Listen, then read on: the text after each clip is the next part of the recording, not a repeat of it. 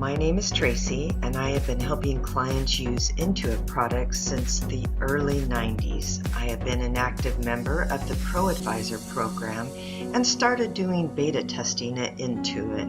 I hold QuickBooks certifications in desktop, online, and enterprise. I have many different clients I maintain, and I do trainings twice a week on Tuesdays and Thursdays. You can visit my website and contact me at quickbooksfromthetop@gmail.com. Welcome to part 2 of setting up your QuickBooks online account. We are going to go over chart of accounts, products and services, your activities for customers, vendors, payroll, also your reconciliation, sales tax, and reports. So let's get started. Topic 4 is your chart of accounts. How to import data or manually input the chart of accounts. First thing we do is go to the gear. The gear opens up, and in the drop-down under Tools, it says Import Data. You'll see you can import bank data, customers, vendors, chart of accounts, and products and services. What happens is QuickBooks will give you a download sample file, and you will see that it has, in this case, we're going to download the chart of accounts, so you'll have the account number, account name, what type it is, and if you use a detailed type. But this is how you can import as well. They'll give you a template for your customers and your vendors. At the gear to the left, you can also get to your list of chart of accounts. If you've already gone through the interview, you might have already set some up. So let's go into the chart of account list. In here, you will notice the chart of accounts sorted by name or type. In the name, on the top one is checking, and the type is a bank. It also shows the balances to the right, and then the activities where you can go and view a register for each of these accounts. But we want to add a new one. We'll go up to the top right and hit New. The most important part of accounting is making sure everything is pointed correctly. So if you do that in the beginning, then you should be fine. So the account type is, in this case, we're going to set up a bank, but notice we've got credit cards we could set up income accounts, expenses. All this is, again, the backdoor account. So if you set this all up properly, all your forms will flow through and have your reporting correct as well. So once you have selected the account type, you want to put a name in and hit Save and Close. This will add to your chart of accounts, and in here you can view a register. In a checking register, it looks like your old checking accounts that you just hand put, I spent this much and I had a deposit. That's what these registers look like as well. Bank feeds. How to set up bank feeds. This is one of the most dynamic features in this program. It links your online bank and credit card accounts and feeds the transactions automatically and directly into a banking center. They are not posted yet. They're in a bucket for you to make sure that it's categorized properly before it goes in your system. So in looking at the Banking Center screen, up to the top is the accounts that you have hooked up to the bank accounts or credit card accounts. And towards the bottom are the bank feeds. If you have input any checks or anything in your system and the bank feeds see that come in, they'll automatically put a match on it, which you see to the right here. And then up to the far right where it says Go to Register is where I can go directly into the register through the banking center. But all these are holding in order to make sure that they are categorized properly, and you can do that through rules, or you can automatically do it on the fly right through your bank feed. To get set up on the bank feed, you need to select your bank. They have over 15,000 financial institutions. If none of those accept it, you can always upload it from a CSV file and a couple of different formats that I'll show you. But it's as easy as selecting the bank by putting the name in, and then it will ask for your online ID. So if you bank with Bank of America, you're going to go ahead and put your banking ID. Now, QuickBooks Online is protected with 128 encryption, which is just like banks, probably even a little better just because it's not on that same platform. But you'll be using this to connect your checking account or your savings account or your credit card account, and you will go ahead and use the bank ID in the screen. Now, if your bank doesn't accept that, you can always download the transactions, and it will show you the different formats that it does accept. Once they are connected, you will start seeing bank feeds come in. Like to the top left, it says you've got 25 entries that need to be identified, and you can enter those in to your system. Up at the top in the blue, it gives you a negative balance in your checking account. That is coming directly from the bank, and it's saying it was moments ago it updated. Also, it's giving you what you show in your QuickBooks. Now, granted, you don't have all these charges in there, so we're going to go ahead and look at entering these now. So the first one is Books by Bessie, and what we have is it was uncategorized. Now we want to categorize. In this case, this was some income, and we are going to call this design income. So this is called bank feeds basically on the fly, where you don't have to input anything. You just wait for those bank feeds to come in and you can identify them. This helps tremendously for my small businesses that just want to enter at the time that they're fed in. They use an ATM or a credit card most of the time. They're not writing physical checks. So this becomes really convenient.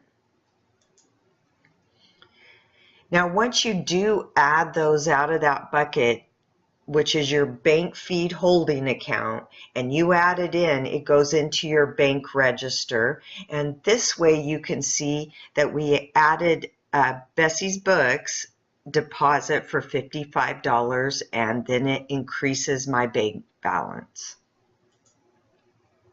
Topic 5, products and services. So we're going to go to the gear again, and you notice that for most of these administrative activities where you're setting up these accounts that will not be touched again other than, through you making any changes. But if you have someone working for you, they probably aren't going to be or have access to this gear where the products are set up, the users and account settings. But again, we're still in an administrative mode to get things set up for your company. So we've got your products and services that we're going to look at next. So in the products and services, in order for you to accurately track any inventory or service you provide, we go through and set up items for your form, such as you'll have a sales receipt you may give a customer right then,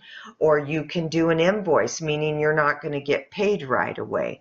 But in any case, we need products and service items to sell. So we're going to go over to the top right and hit New. Okay, this isn't overwhelming. This is just an options here, and I'm going to tell you the best way to use these. So the top one is inventory. This means you're going to keep a physical count of your inventory.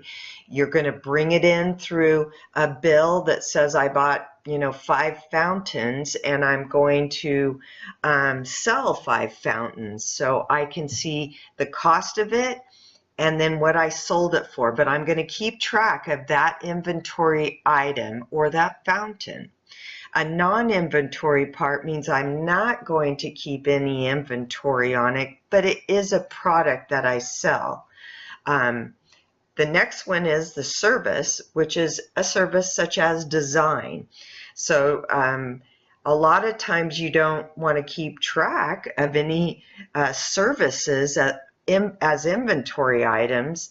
So it's just a labor is a service, and these are items that are usually not taxable. And then in the Plus version of the QuickBooks Online, you can bundle. So some people would say, I'm going to bundle some labor and some inventory and make it one line item or job. The main thing you want to notice to the right is you want to put the name in of what you're selling, so you can pull up that line item by the name. You can also use SKUs, and you can put a picture of the item to the right. You can also use categories. Those are not mandatory. You can set up just a general one like I did. You also say, I sell this product, and the type of income. Once you've sold the product, on your financials or your profit and loss, you want to see that type of income. So again, when you're starting out with your chart of accounts, you're determining your income items that you want to see or budget on, and these items then will show up on your financials. And in this case, you're pointing every time you sell this design income, it goes to the design income account. Now let's do inventory, which is a little bit more than just doing a non-inventory or service item. So this one may have the SKU on it. It may be through a category, but it also sits as an inventory asset with a quantity on hand. So this will track what I have sitting in stock and what I can sell. It gives me, again, the income account, which is the sale of a product income, and then I can set a sale price on that or leave it zero if it changes. And then we have a cost of goods, and I can also put a cost in there, or when I purchase a product, it'll populate what I bought it for. So this is really powerful in setting up your inventory, but you only have to do it once. So once you've added, in this case we added design, you see that added to your product and service list. Up to the right, you will also notice if I hit new, I could import products in here as well. Just another way to, again, import your data from another system that you are using. But now you have your product and service list. Navigating through the system, we're going to look at the Quick Create icon and the navigation pane. Just like I had told you prior, we had just set up the chart of accounts and products and services through using the gear icon. Again, I call that the administrator tool. Now we're going to take a look at the plus sign, which allows you to do the activity through a Quick Create icon.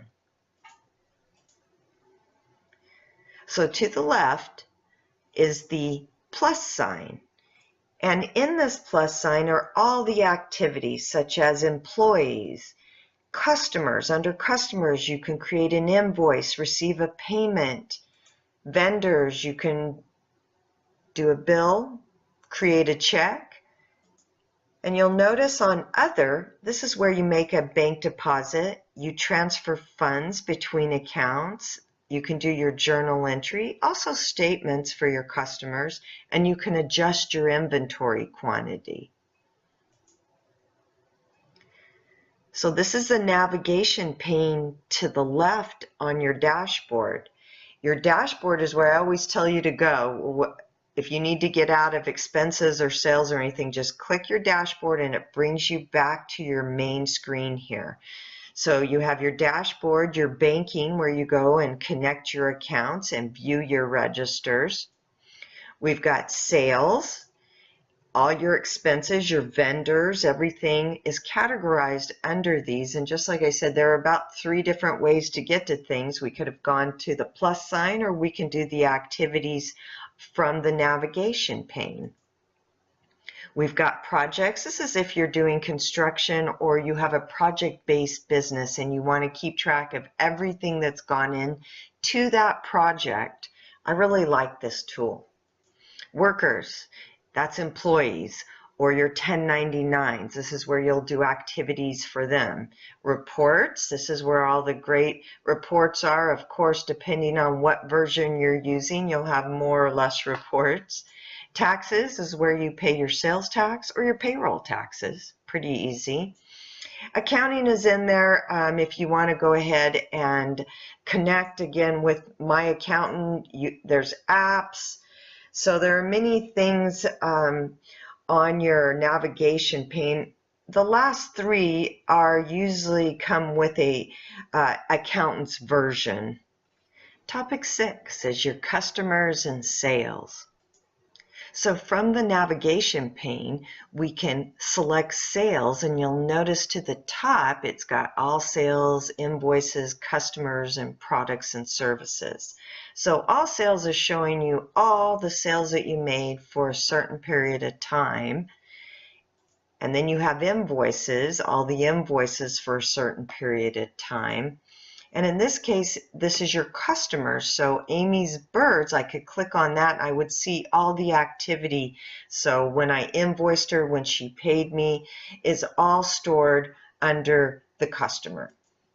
And then you also can get back to your products and services.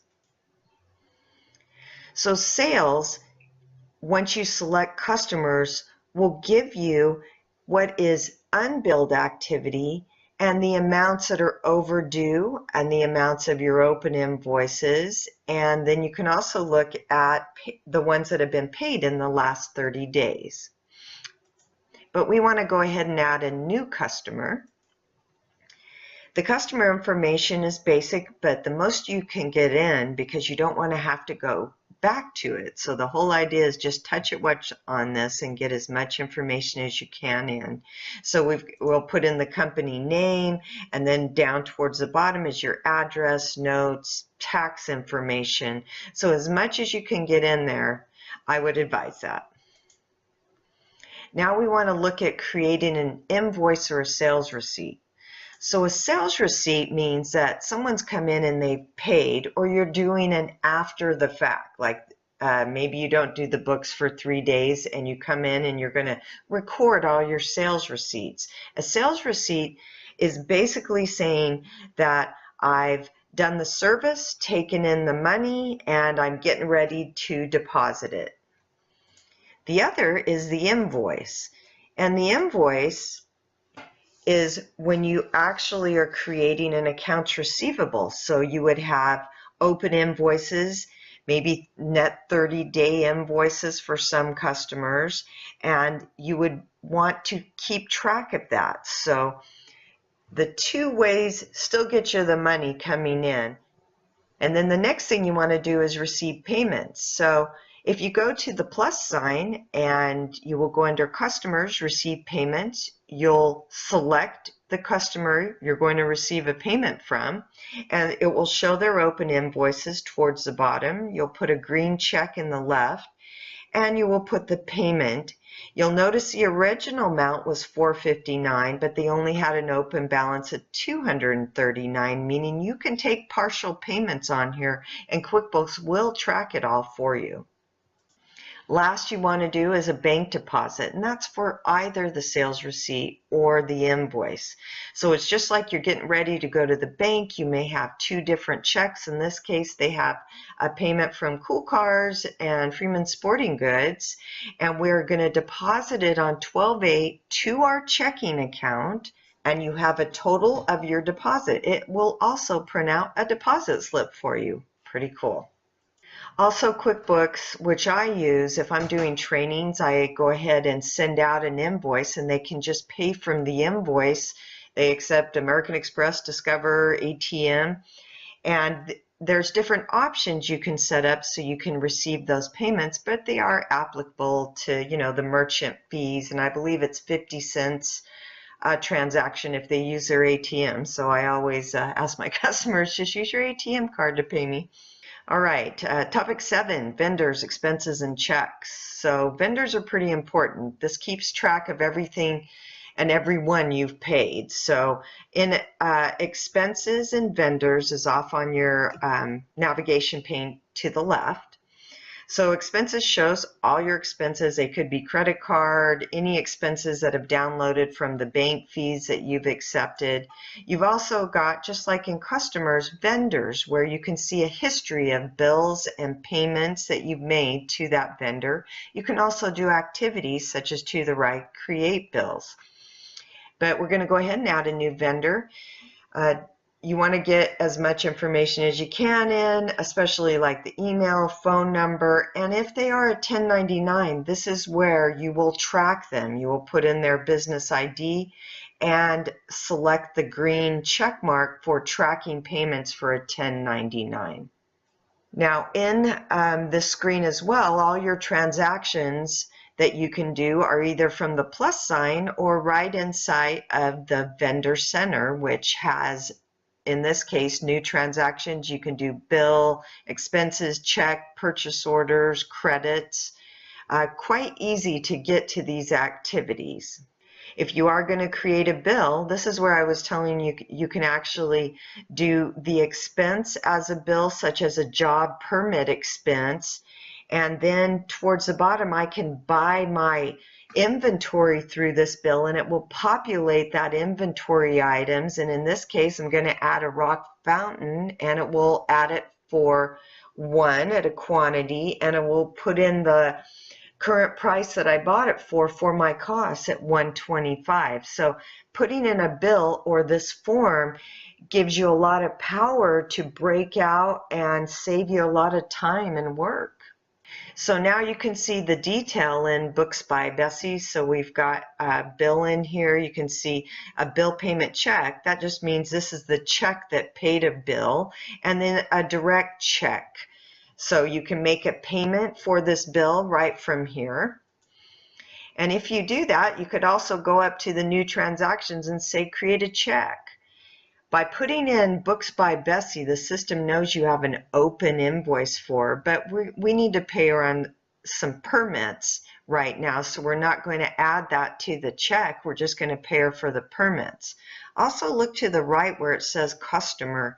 It's got Amy's Bird, so I can actually put this cost for Amy's Bird Sanctuary. So when I get a job cost of how much it costs to actually for the permits and everything, I can bill it back to the customer, or I just keep it in my costs so I know what I made on the job. Also, once I did pay that, I can go in and look at my register, my bank register, and be able to see that the payment is in there. Topic 8 is payroll options, bank recs, and sales tax. So in the QuickBooks Online Payroll option, you have the online payroll and a full service payroll. You'll notice all the yeses are for the full service payroll. That means that Intuit does your taxes, takes on the liability. All you have to do is put in hours. The QuickBooks Online Payroll is the one I use mostly. This is where I get to control my money a little bit better instead of QuickBooks taking it out automatically. So I can control my taxes, but I have to file all my quarterlies and produce my W-2s, which is quite easy. And then to the right, if you're an accounting professional, it gives you all these, bells and whistles in here. So if you are in workers, you'll go to employees and you'll turn on the payroll. It will ask for a certain bit of information, such as your legal name, and you'll set up the compensation and benefits, and you'll enter the W-4 information. And if they want direct deposit, it does that as well. And then also entering your federal ID numbers. Usually if we're starting off fresh, we have to fill out this 8655 form, which just means that Intuit has the ability to go in there and deduct these taxes and submit them as well. And the full service payroll, again, gives you plenty of reports. I do my workman's comp audits off these reports. They use the summary payroll report, and it's broken down by regular time, overtime, bonus. It keeps track of your holiday and vacation. It really is one of the best systems I've found and easiest to use. Reconciliation of your bank account, key. This keeps you in check and makes sure that you've accounted for everything. So when you get ready to do a bank rec, in this case it's a Chase account, you're going to put in your ending balance on your bank statement, the ending date of the statement, which let's just say 12/31/18, and you'll hit continue. It will open up a screen where you'll actually go and select the items. To the right, you'll see all the check marks. Those have all been reconciled, and you'll come to zero. If you don't come to zero, try it again. That either means your beginning balance was off, something got deleted, but the answers are in here. There is no gray. It's black and white, and it has to match. Next is your sales tax center. This is where it's keeping track from the form, such as a sales receipt or an invoice, all your sales tax liability, and it will show your gross sales, taxable sales, and the tax amount that you've collected. And you can go ahead and record a tax payment. It will produce the reports that you need for your sales tax report. In this case, it's the Board of Equalization here in California. And it will show your prior payments as well. But it's a very nice tracking system and seamless with all the other sales receipts and invoices that you're doing. It's still tracking all that sales tax for you. Okay, reporting differences. Again, on what you've chosen, the Simple Start, Essentials, or Plus, you just have more robust reporting because you have more options in there, such as time tracking, inventories, as you upgrade through the different programs. But believe me, 20 reports is plenty. I use about 4 in there. And those are my main reports that I run for financial institutions and shareholders.